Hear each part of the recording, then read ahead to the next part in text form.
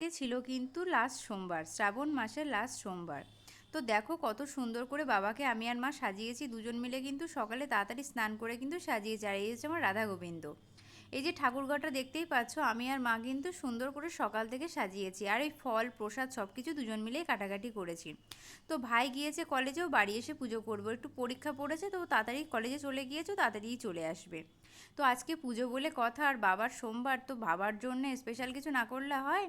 তো বাবার ভোগের জন্য দেখো, বাবার ভোগের জন্য স্পেশাল বানিয়েছিলাম খিচুড়ি, কুমড়ো দিয়ে আলু দিয়ে, তারপরে ছিল থালা ভর্তি স্যালাড, ছিল কিন্তু কুমড়ি, ছিল কিন্তু পায়েস, যেটা বাবা খেতে কিন্তু খুব ভালোবাসে মহাদেব, আর ছিল কিন্তু বাঁধাকপি দিয়ে চচ্চড়ি।